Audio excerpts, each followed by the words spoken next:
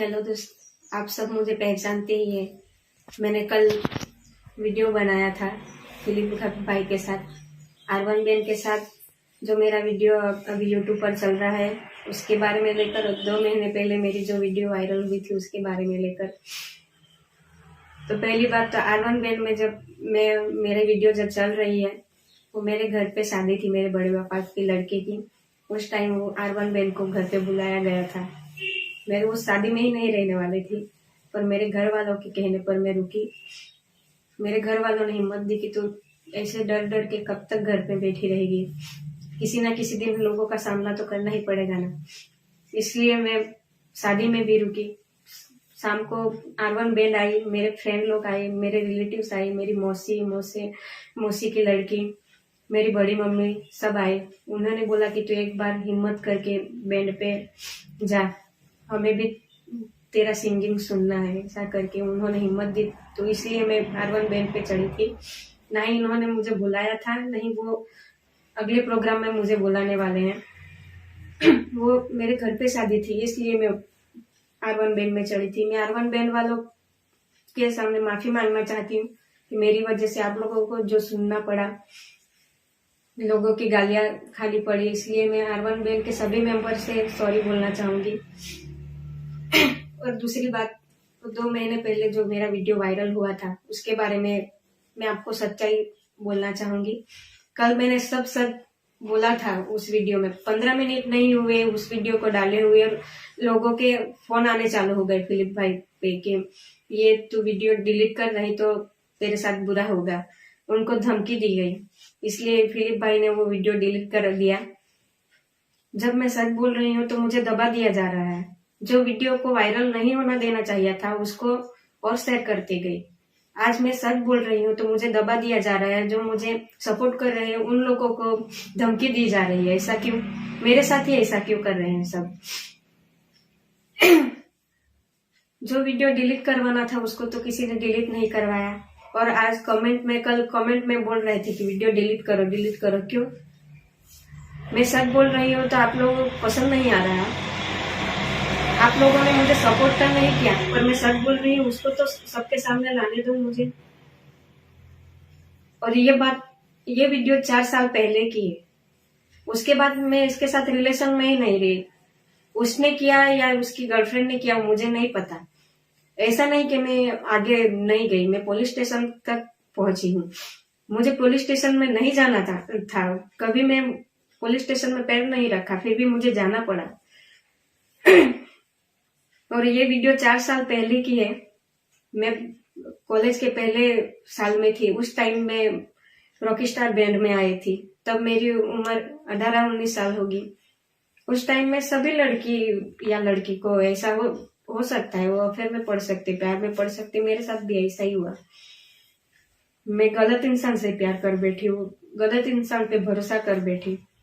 उसको मैंने पूछा भी था कि तुम्हारी शादी हुई? उसने झूठ बोला कि मेरी शादी नहीं है, दूसरे इंसान की सगाई हुई है। ऐसा उस टाइम मेरे घर के हालात भी कुछ ठीक नहीं थे। पूरा घर मेरे से चलता है। मैं प्रोग्राम करने जाती हूँ तो मेरे घर का चूल्हा जलता है। तो मुझे उस टाइम लगा कि नहीं, हम दोनों एक ही लाइन के हैं, हम शादी करेंगे, आगे बढ़ेंगे, पैसे कमाएंगे और दोनों परिवार को खुश रखेंगे। ऐसा सोच के मैंने उसके साथ रिलेशन रखा। मुझे सपने में भी नहीं ख्याल था कि उसकी शादी हो चुकी है, क्योंकि वो झूठ पे झूठ ही बोलता रहा। 2-3 लोगों ने मुझे बताने की भी कोशिश की, पर मैं नहीं मानी उनकी बात। मैंने सिर्फ उस आदमी पे भरोसा किया। जब मुझे खुद रियलाइज हुआ कि मैं गलत हूँ, मुझे खुद पता चला कि उसकी 2 बीबी हैं, 2 बच्चे हैं और वो उसकी बीबी के साथ घर पे रहता है, तो मुझे बहुत धक्का लगा। उस टाइम भी मैं बहुत रोई। फिर उससे बात की, मैंने उससे झगड़ा किया और उसके साथ ब्रेकअप कर लिया। मैंने खुद वो वीडियो उसके फोन में से डिलीट कर दिए थे। मेरी गलती है कि मैंने उसको वीडियो उतारने दिया। सभी लड़कियां किसी से भी प्यार करती है, उस पर हद से ज्यादा भरोसा कर लेती है, वो जो कहता है वो करती है। मैंने भी वही किया। वही मेरी सबसे बड़ी गलती थी कि मैंने उस इंसान पे भरोसा किया। मैंने वो वीडियो डिलीट भी कर दिया था उसके फोन में से। ऐसा नहीं कि मैंने कुछ स्टेप ही नहीं लिया, मैंने डिलीट किया था उसके फोन में से। उसके बाद थोड़े दिन बीते, फिर से वो मुझे ब्लैकमेल करने लगा कि तू मेरे से बात नहीं करेगी, मेरे से रिलेशन नहीं रखेगी तो मैं ये वीडियो सबको शेयर कर दूंगा, सबको दिखा दूंगा। 2-3 बार उसने ऐसा किया भी कि स्टेटस पे रख दिया था, पर चलो जाने दो, मैंने वो ध्यान ही नहीं दिया।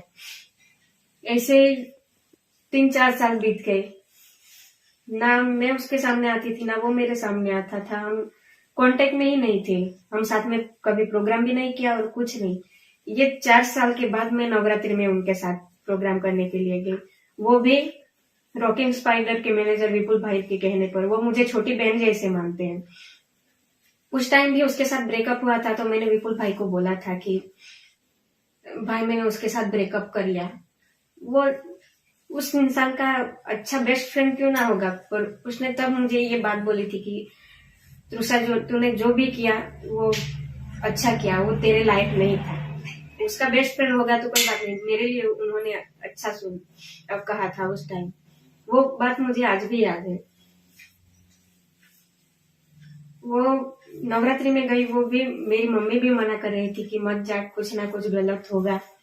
मैंने भी विपुल भाई से मना किया कि भाई मुझे नहीं आना, क्योंकि उस इंसान की गर्लफ्रेंड है, वो और बहुत परेशान कर रही थी। मुझे नहीं, मेरी जिसके साथ सगाई होने वाली थी उसको भी परेशान करके रख दिया है। कल भी मैंने ये बात बोली थी, पर कल उस लड़की ने फोन किया, दूसरी लड़की ने फोन किया, मुझे नहीं पता, पर एक लड़की का भी फोन आया था वो फिलिप भाई पे। ऐसा मुझे सुनने को मिला कि वो धमका रही थी कि ये वीडियो डिलीट कर, नहीं तो तेरे साथ बुरा होगा, ऐसा करके। मैंने किसी लड़की का नाम नहीं लिया, उसके एरिया का नाम नहीं लिया, मैंने कोई प्रूफ ही नहीं बताया किसी को, मैंने सिर्फ लड़की का नाम लिया।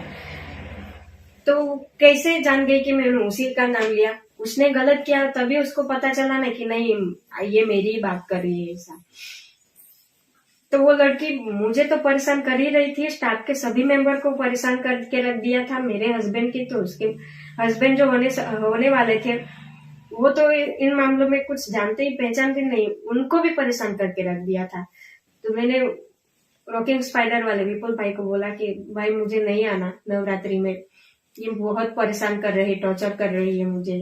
तो वो बोले कि नहीं मैं बैठा हूँ, वो क्या कर लेगी, हमारी तो, हम कलाकार हैं, हम कभी ना कभी तो साथ में प्रोग्राम करेंगे ही ना, ये तो हमारी रोजी रोटी है। हम ही प्रोग्राम नहीं करेंगे तो हमें कौन खिलाने के लिए आएगा, वो तो नहीं आने वाले ना खिलाने के लिए। ऐसा ही हुआ। तो फिर मैं नवरात्रि में प्रोग्राम करने के लिए गई।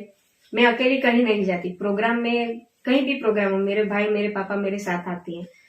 ऐसा नहीं कि मैं अकेली जाती हूँ। लोग मुझे कैरेक्टरलेस समझते हैं, मैं उनको भी बोलना चाहती हूँ जो मुझे गलत बोलते हैं। जिन लोगों के साथ मैंने काम किया है, जो लोग मुझे पहचानते हैं, उनको पूछो कि मैं कैसी लड़की हूँ, उसके बाद मुझ पे उंगली उठाना। किसी के सामने मैंने तू करके नहीं आज तक बुलाया, किसी को मैंने नाम लेकर नहीं बुलाया, सबको मैं भाई कह के बुलाती हूँ। तो आप लोग कैसे मुझे बोल रहे हैं कि मैं कैरेक्टरलेस हूँ, कि मैं ऐसी लड़की हूँ ऐसी लड़की हूँ। आज तक मैंने ड्रिंक को हाथ नहीं लगाया। जो ड्रिंक करते हैं, जो व्यसन करते हैं, वो उनके सामने मैं खड़ी नहीं रहती, और आप लोग बोलते हैं कि मैं ड्रिंक करती हूँ। मुझे आपने लोगों ने कहाँ देखा था ड्रिंक करते हुए? मेरे घर में ऐसा चलता ही नहीं, तो मैं कैसे करूंगी ऐसा? और दूसरी बात कि पूरे घर में मैं अकेली कमाने वाली हूँ, और ये मेरा पैशन था, सिंगिंग करना मेरा शौक था, मुझे इसमें ही आगे बढ़ना था। और 4 साल पहले की बात, मैंने उस इंसान पे भरोसा करके बहुत गलत कर दिया था। उसके साथ मैंने रिलेशन तोड़ा। उसके बाद मैं इस लाइन में पड़ी नहीं, सिर्फ मेरे करियर पे मैंने ध्यान दिया कि नहीं मुझे आगे बढ़ना है, मुझे कुछ करके दिखाना है, मेरे मम्मी पापा को के लिए कुछ करना है। सिर्फ मैं इसी पे ध्यान दे रही थी। उसके बाद मेरी अभी दिवाली के बाद मेरी सगाई भी होने वाली थी। हमारा आना जाना भी चालू हो गया था दोनों तरफ से। और वो मेरे जो हस्बैंड होने वाले थे वो भी प्रोग्राम में मेरे साथ आते थे, नवरात्रि में भी थे वो। किसी ने तो देखा भी होगा उनको। तो मेरी सगाई भी इसलिए टूट गई, ये वीडियो वायरल होने के कारण। ये 4 साल पहले की बात है। सबके पास्ट होते हैं, मेरे भी पास्ट था, तो मैं सब पीछे छोड़ के आई थी, मैं बहुत आगे बढ़ गई थी। मैंने कितनी मेहनत करी होगी तब मैं इस मुकाम पे आई हूँ, मैं जानती हूँ।